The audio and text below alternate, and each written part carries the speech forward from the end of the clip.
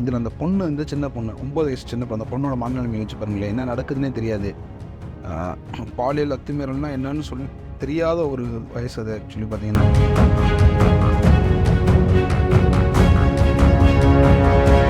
இந்த கஞ்சா குடிக்கு இவன் இப்படி மாறினதுக்கு காரணமே இந்த கஞ்சா தான்.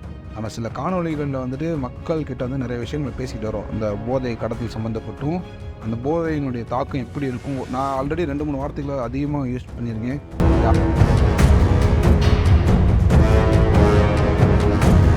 அரசோ நீதிமன்றமோ வந்து உனக்கு தண்டனைலாம் கொடுக்கணும்னு அவசியம் இல்லை. அந்த பிடிச்சாங்களே 2 பேரை எங்ககிட்ட கொடுத்துருங்க, நாங்கள் தண்டனை கொடுத்துக்குறோன்றாங்க. இது நீங்கள் எப்படி பார்க்குறீங்க, சரியா தப்பா?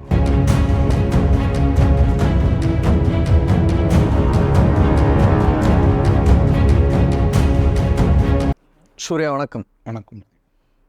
தமிழகமாக இருக்கட்டும் அல்லது புதுச்சேரியாக இருக்கட்டும், இன்றைக்கி பார்த்தீங்கன்னா பலர் மனதையும் வந்து ஒரு உலுக்கி கொண்டு இருக்கும் ஒரு சம்பவம். அதை நீங்களாக பேசினா நல்லாயிருக்கும். என்ன நடந்தது, இதன் பின்னணி என்ன?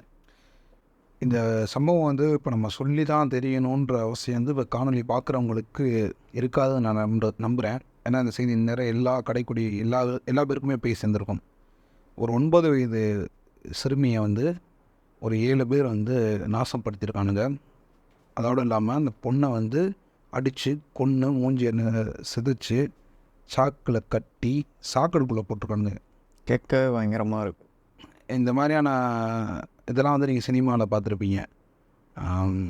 இன்னும் குறிப்பாக சொல்லணும்னா சில அந்த கதைகளில் படிச்சிருப்போம், இல்லாட்டி இன்னும் ஃபாரினில் ஏதாச்சும் எங்கேயோ நடந்த மாதிரி கேள்விப்பட்டிருப்போம். நம்ம பக்கத்தில், நம்ம மாநிலத்துக்கு பக்கத்தில் நடந்திருக்கு அப்படின்றது வந்து ரொம்பவுமே வந்து ஒரு ஷாக்கிங்கான ஒரு விஷயமா இருக்குது. இதுக்கு முன்னாடி தமிழகத்தில் இந்த மாதிரி நடக்கலையா நீங்கள் கேட்டிங்கன்னா நடந்திருக்கு. அதுவுமே நம்ம நெஞ்சு வந்து உருக்குச்சு, பயமுறுத்துச்சு. நம்மளை வெளியே வந்து நடக்கும்போது வீட்டில் இருக்க குழந்தைங்களாம் பாதுகாக்க ரொம்ப பயம் இருந்துச்சு. சரி, 2017 நடந்துச்சு. அதுக்கப்புறம் நாட்கள் ஓடுது, சரி எல்லாம் சரியாகுதுன்னு நினைக்கும் போது மீண்டும் இப்படி ஒரு சம்பவம், அதுவும் இந்த 2024 அட்வான்ஸாக போயிட்டு இருக்கக்கூடிய இந்த நேரத்தில் வந்து இப்படி ஒரு விஷயம் நடக்குது அப்படின்றது வந்து நம்மளை வந்து ரொம்பவுமே பயமுறுத்துது. இன்னொரு விஷயம் என்னன்னா, எல்லாத்துக்கும் நம்ம வந்து வெட்கி தலை குனியணும் அப்படின்னு நான் சொல்கிறேன். எல்லாருமே குற்றவாளிகள் மாதிரி தான். இப்போ எனக்கு அப்படி தான் குற்ற உணர்ச்சி நமக்குமே இருக்குது. அந்த குற்ற உணர்ச்சி நமக்குள்ளே உருவாகுது. அது அந்த அந்த தப்பு பண்ண அந்த கெடுத்து கொண்டான் பார்த்திங்கன்னா, ஒரு அயோக்கிய பையன், கஞ்சா குடிக்கு பையன், அவன் வந்து பார்த்திங்கன்னா சின்ன பையன் தான், சின்ன வயசு தான் அவனுக்கு. இது கூட ஒரு கெல்ட்டு பையனும் சேர்ந்துருக்கான். அவன் கூட அந்த சின்ன பையன் கூட இன்னும் சில பேர்லாம் இருந்திருக்காங்க. மொத்தம் 7 பேர். அதில் 2 பேரை பிடிச்சிட்டாங்க. இந்த கஞ்சா குடிக்கு பையனுங்க என்ன பண்ணியிருக்கானுங்கன்னா, ஏற்கனவே அந்த குழந்தைக்கு ரொம்ப நெருக்கமான ஒரு சொந்தக்காரங்க தான் போல, கிட்டத்தட்ட தெரிஞ்ச பையன் போல. அவன் தெரிஞ்ச பையன் தான் சொல்லிட்டு அந்த பொண்ணுக்கு என்ன பண்ணியிருக்கான், ஐஸ்கிரீம் வாங்கி கொடுக்குற மாதிரி கொடுத்து ஏமாற்றி அந்த பொண்ணை அவனோட வீட்டுக்கு கூட்டு போய் அந்த பொண்ணை வந்து பாலியல் அத்துமீறல் பண்ணியிருக்கான். அதுக்கப்புறம் அவனோட ஃப்ரெண்டு ஒருத்தன் வந்து, நானும் அந்த பையனுக்கு என்ன வயசு? எல்லாம் கிட்டத்தட்ட ஒரே பக்கத்து சின்ன வயசு தான். ரொம்ப பெரிய ஆள், நம்ம எல்லாருமே மைனர் தான். இவன் வந்து அடுத்து போய் நானும் அந்த பொண்ணை வந்து இவனும் போய் கேட்டிருக்கான், நானும் பண்ணணும் அப்படின்னு. அப்போ அவங்களுக்குள்ள ஒரு சின்ன சண்டை வந்திருக்கு அந்த பசங்களுக்குள்ள. இதில் அந்த பொண்ணு வந்து சின்ன பொண்ணு, 9 வயசு சின்ன பொண்ணு. அந்த பொண்ணோட மனநிலைமை யோசிச்சு பாருங்களேன், என்ன நடக்குதுன்னே தெரியாது. பாலியல் அத்துமீறல்னா என்னன்னு தெரியாத ஒரு வயசு அது. ஆக்சுவலி பார்த்தீங்கன்னா பதட்டத்தில் கத்துனா யாராச்சும் வந்துடுவாங்களோ அப்படின்ற ஒரு பயத்தில் என்ன பண்ணுறானுங்க, அந்த பொண்ணோட கழுத்தை நெரிச்சு கொண்டுறானுங்க. அது மட்டும் இல்லாமல் கத்தியை பிளேட் எடுத்து குண்டக்கு மண்டக்கு வெட்டியிருக்கானுங்க. வெட்டி மூஞ்சி சிதைச்சு ஒரு இது வெயிட்டியாக அதில் எடுத்து மடித்து அந்த பொண்ணை வந்து சடலத்தை உள்ளே வச்சு தூக்கிட்டு போய் சாக்கடையில் போட்டிருக்கானுங்க. இது வந்து சில வார்த்தைகளை வந்து நம்ம வந்து காணொலியில் நிறைய பேர் பார்க்குறாங்க அப்படின்றதுக்காக நம்ம வந்து தவிர்க்க வேண்டிய சூழ்நிலை இருக்கும். இது ஆஃப் கேமராவில் பேசணும்னா நம்ம அசிங்கமாக பேசுகிற மாதிரி இருக்கும். ஆனால் அந்த வார்த்தைகள் அந்த மாதிரி வரும். இதில் என்னென்னா, இந்த அப்பா, அந்த பெண்ணோடைய அந்த குழந்தையோட அப்பா வந்து பார்த்திங்கன்னா, தவனுடைய குழந்தை வந்து விளையாண்டுட்டு இருந்த குழந்தைய காணாமல் தேடி இருக்காங்க. காணாமல் போயிடுச்சு, என்னடா அப்படின்னு சொல்லிட்டு தேடி இருக்காங்க, கிடைக்கல. பதட்டத்தில் காவல் நிலையத்தில் போய் கம்ப்ளைண்ட் கொடுக்குறாரு. என்னோட சின்ன பொண்ணுங்க, 9 வயசு பொண்ணு காணாமல் போயிடுச்சு, விளையாண்டுட்டு இருந்த பொண்ணை அப்படின்னு சொல்லிட்டு பதட்டத்தில் போய் கம்ப்ளைண்ட் கொடுக்குறாரு. ஸோ அந்த டைமில் வந்து போலீஸ்காரங்க எப்படி விசாரணை ஆரம்பிக்கிறாங்க அப்படின்னு பார்த்தீங்கன்னா, ஒரு வாட்ஸ்அப்பில் வந்துட்டு ஒரு செய்தி ஒன்று பரவுச்சு. என்ன பரவுதுன்னா, வடநாட்டு கும்பல் ஒன்று தமிழகத்துக்குள்ளே வந்திருக்கு. அது வந்து பார்த்திங்கன்னா அந்த பெண் குழந்தைகள், சின்ன பசங்க, சின்ன பொண்ணுங்களாம் கடத்துறாங்க அப்படின்னு சொல்லிட்டு வந்துச்சு.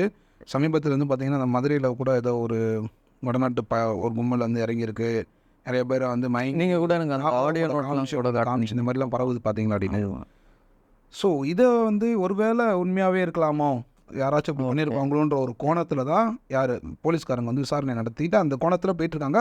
இப்போ அங்கே இருக்கக்கூடிய கிராம மக்களுக்குமே அந்த மாதிரி இருக்குமோன்ற ஒரு எண்ணத்தில் போயிட்டுருக்காங்க. இந்த பரதேசி நாய் இருக்கான்ல, அந்த குழந்தைய கெடுத்தவன், அந்த பரதேசி நாய் கூட சேர்ந்து தேடி இருக்கான். யார்? இந்த குழந்தைய போலீஸ்காரங்க கூட போலீஸ்காரங்க கூட சேர்ந்து தேடி இருக்கான். இது வந்து எப்படி இருக்கும் யோசிச்சு பாருங்களேன். அந்த இடத்துல ஒரு குற்ற உணர்ச்சி இல்லாமல் சொல்கிறதுக்கு வார்த்தைகள் வரலாம். அந்த அளவுக்கு கேவலமாக மனநிலைமை எப்படி இருக்கும் யோசிச்சு பாருங்க. இவன் இந்த கஞ்சா குடிக்கி இவன் இப்படி மாறினதுக்கு காரணமே இந்த கஞ்சா தான். நம்ம சில காணொலிகளில் வந்துட்டு மக்கள் கிட்ட வந்து நிறைய விஷயங்களை பேசிக்கிட்டு வரோம். இந்த போதை கடத்தல் சம்மந்தப்பட்டும் அந்த போதையினுடைய தாக்கம் எப்படி இருக்கும். நான் ஆல்ரெடி 2-3 வார்த்தைகளை அதிகமாக யூஸ் பண்ணியிருக்கேன். இது அடுத்த ஜென்ரேஷனுடைய ஒரு தலைமுறையை அழிச்சிடும் பிரதர் அப்படின்னு நான் சொல்லியிருக்கேன் உங்கள்கிட்ட. அப்போ காணொலி பார்க்குற சில பேருக்கு கூட அந்த அளவுக்கு எஃபெக்டிவாக தெரிஞ்சிருக்காது நான் பேசுனது. இப்போ வந்து அவங்க உதாரணம் இப்போ வந்து இன்னொரு விஷயம் என்னன்னா, இதெல்லாம் தேடிட்டு இருக்காங்க. இவனுக்கு கொஞ்சமாச்சும் உறுத்தல் இருந்துச்சுன்னா ஒன்று தலைமறைவாகி ஓடிப்போ, என்னமோ பண்ணிட்டு போ. ஆனால் நீனும் கூட சேர்ந்து நல்ல மாதிரி அவங்க அப்பா அம்மா நினச்சிருப்பாங்க அந்த பையன் நமக்கு ஹெல்ப் பண்ணுறாங்கன்ட்டு. தன் குழந்தைய கெடுத்து கொண்டு அந்த பரதேசி நாய் தான் கூட இருக்கான்றது தெரிஞ்சிச்சுன்னா அங்கேயே வச்சு அடித்து கொண்டு இருப்பானுங்க அவனுங்கள. அதுக்கப்புறம் காவல்துறை 4 நாட்களுக்கு அப்புறம் வந்து அந்த சிசிடிவி கேமரா வச்சு தான் கண்டுபிடிச்சிருக்காங்க. இன்னும் சிசிடிவி கேமராவும் அங்கே இல்லை அப்படின்னா ரொம்ப கஷ்டம். ரொம்ப கஷ்டம். இது மாதிரி யார் பண்ணியிருக்காங்கன்னே தெரிஞ்சிருக்காது. அந்த அளவுக்கு கொடூரமாக இருக்குது.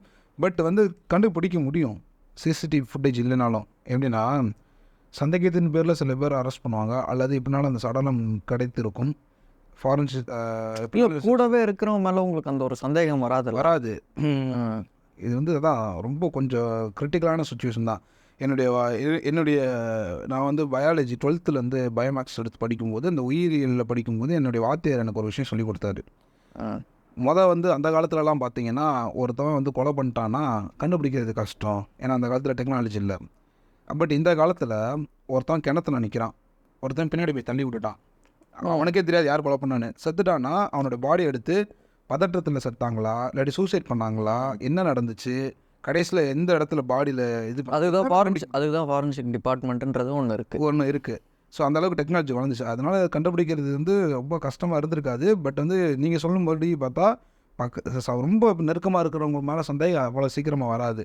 ஏன்னா இவங்க வந்து பழைய ரெக்கார்டு இல்லை சூர்யா. இன்னொன்று ஒரு விஷயம், அதாவது ஒரு சின்ன க்ளூ ஒன்று இருந்தால் தான் ஃபாரன்சிக்குக்கும் வந்து ஒரு ப்ளஸ்ஸாக இருக்கும். அந்த ஒரு விஷயத்தை எடுத்து கண்டுபிடிச்சி சீக்கிரம் ஐடென்டிஃபை பண்ணுறதுக்கு.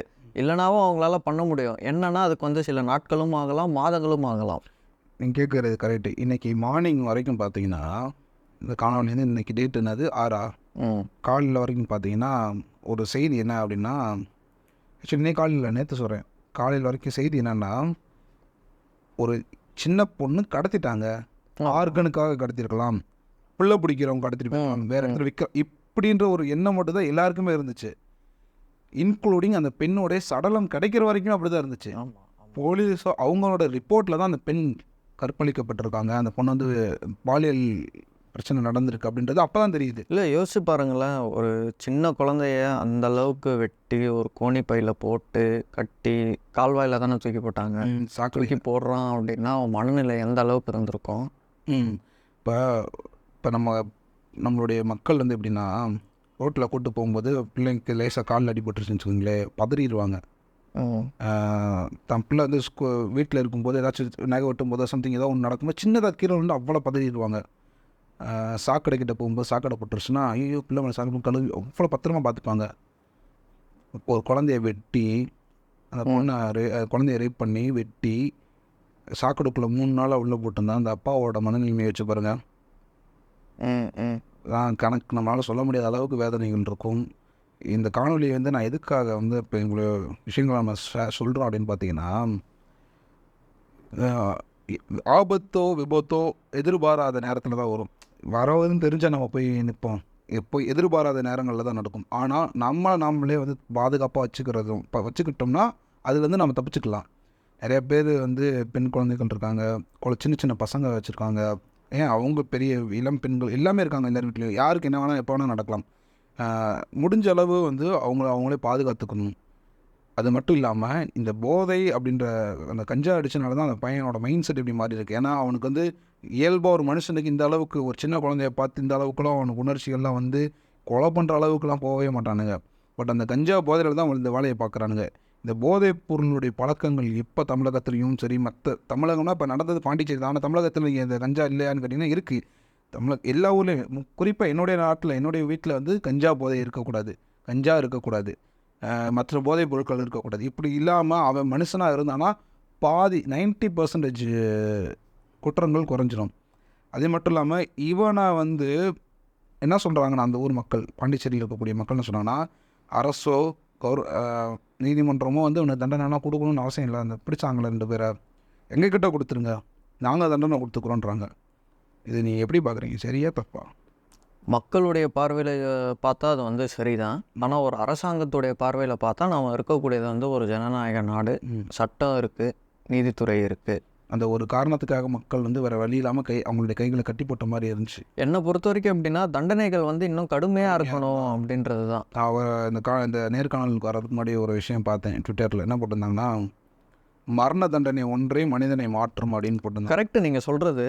ஆனால் மரண தண்டனையே கொடுத்தா கூட சுப்ரீம் கோர்ட்டில் போயிட்டு அப்பீல் வாங்கி அந்த தண்டனையை கம்மி பண்ணுற காலத்தில் தான் நம்ம இருக்கிறோம். அதான் இப்போ வந்து நீங்கள் இந்த சவுதி அரேபியா, மடகாஸ்கரில் கூட இப்போ ஒரு சட்டம் கொண்டு வந்திருக்காங்க. அதாவது இந்த மாதிரி பெண்கள் குழந்தைங்கள்கிட்ட இந்த மாதிரி பாலியல் அத்துமீறல் ஈடுபட்டு கொலை பண்ணுறவங்க வந்து ஆண்மையை இல்லாமல் பண்ணணும் அப்படின்னு சொல்லிட்டு ஒரு சட்டம் கொண்டு வந்திருக்காங்க. அவங்க செயல்படுத்திட்டு தான் இருக்காங்க. மற்ற நிறைய நாடுகள் எதிர்ப்புலாம் தெரிவித்தாங்க. இந்த மனித உரிமை மீறல் அப்படி இப்படின்னாங்க. எதையுமே கண்டுக்கல. என் வீட்டு பிள்ளை குழந்தை, என் நாட்டுடைய ஒரு குழந்தையோட பாதுகாப்பு தான் முக்கியம் நினச்சி அவங்க பண்ணுறாங்க. அது போன்ற ஒரு தண்டனை வந்து இங்கே கடுமையாக கொண்டு வரேன். நீங்கள் சொன்னீங்களே இப்போ வந்து இந்த மரண தண்டனை போகும்போது அதை ஸ்டே ஆர்டர் வாங்கி பாட்டுற கதை இருக்குது. அந்த 2017 அந்த ஹாசினி பொண்ணுக்கு நடந்த விஷயங்கள்லாம் பார்த்துருப்பீங்க நீங்கள். அவன் இன்னுமே ஸ்டே ஆர்டர் இன்னும் அவனுக்கு மரண தண்டனை கொடுத்தாங்க. அவன் இடைக்கால தடவை குழந்தையும் வந்து எரிச்சு கொண்டுட்டு பிறகு பார்த்தீங்கன்னா அதுக்கப்புறம் வெளில வந்த பிறகு சொந்த அம்மாவே வந்து கொண்டுட்டு இப்போ வந்து உள்ள ஜெயிலில் இருக்கிறான். ஆமாம், பிடிச்சி கொண்டு வந்துருக்காங்க. மரண தண்டனை தான் அவனுக்கு வந்து கொடுத்தாங்கன்னு நினைக்கிறேன். அதுக்கே வந்து அவன் வந்து ஸ்டே வாங்கி நம்ம வந்து வரிசையா சொல்லிட்டே போலாம். பொள்ளாச்சி விஷயத்த நீங்க எடுத்துக்கோங்க. அதுவும் வந்து ரொம்ப ஒரு அதான் சொல்றதுக்கே வார்த்தை இல்லை. அது போன்ற ஒரு சம்பவங்கள் பொள்ளாச்சி, அப்புறம் நாகர்கோயில் அந்த காசை அடிக்கிட்டே போலாம். இது நடந்திருக்கு. இப்ப நீங்க சொன்னீங்கல்ல அந்த இடைக்கால தடையை வாங்கிட்டான் அப்படின்னு. நான் சொல்றேன், என்ன சொல்றேன்னா, தண்டனையே எப்படி இருக்கணும்னா, இவன் தான் ப்ரூவ் ஆயிடுச்சுன்னா அங்கேயே வெட்டிடணும்ன்ற. இங்க துபாயில வந்து நான் 10 ஜட்ஜ்மெண்ட் 10 நீதிமன்றத்துல ஒரு தூக்கு தண்டனை கொடுத்தோன்னே இதுக்கு ஸ்டே வாங்குறது இன்னொரு ஆள் கேட்க முடியும். அப்படிலாம் கிடையாது. டேரக்டா தப்பு நான் வெட்டிடுறேன், அவ்வளவுதான். எதுக்கு அந்த மானங்கட்ட ஈனங்கட்ட ஜென்மம் அந்த பூமியில எதுக்கு நல்லவர்கள் சுவாசிக்கக்கூடிய காலத்தை அந்த நாய்க்கு எதுக்கு நம்ம கொடுக்கணும்? அந்த நாய் எதுக்கு சுவாசிக்கணும்? சாவடிச்சுன்றாங்க. இந்த தண்டனைகள்லாம் இங்க இல்ல.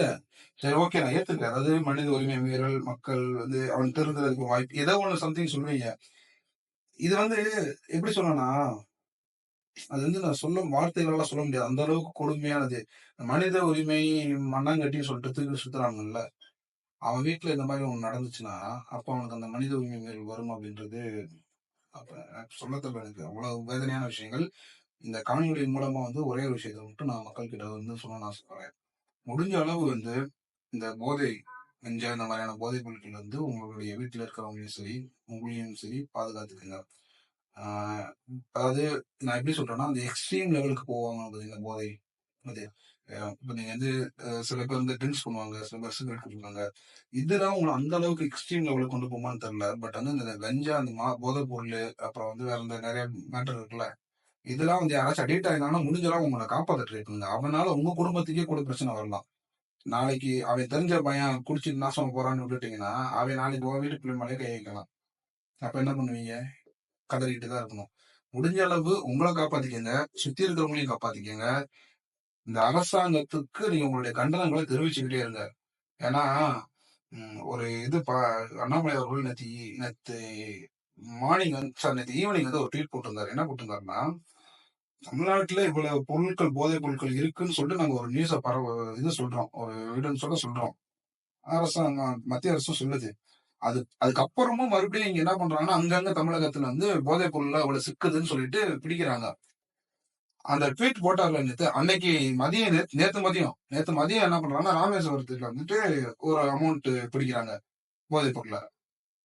இவ்வளவு விஷயத்த பிடிச்சுட்டு இதுக்கு உங்களுடைய பதில் என்ன? கண்டனங்களுக்கு என்ன முதல்வர்ன்னு கேட்டா, வாய் திறக்க மாட்றாராம். நான் வந்து முதல்வர் மீது குற்றம் சாட்டுறதுக்காக சொல்லல. நீங்க தான் சரி பண்ணணும் நாட்ட. உங்க வீட்ல ஓடு ஒழுகுதுன்னா நீங்க தான் சரி பண்ணணும். உள்ள குழந்தைகள் வந்து மழையில அப்புறம் இல்லாட்டி நனைய தான் செய்வாங்க. இப்படியே நனைஞ்சுட்டு இருந்தாலும் ஒரு காலத்துல எல்லாருமே சாக வேண்டியதுதான். வந்து ரொம்ப வேதனையான இந்த விஷயத்த வந்து நம்ம அடுத்து கடந்து போறதுக்கு வந்து கொஞ்சம் நாட்கள் ஆகும் அப்படின்றதுல மாற்று கருத்து இல்ல. நன்றி.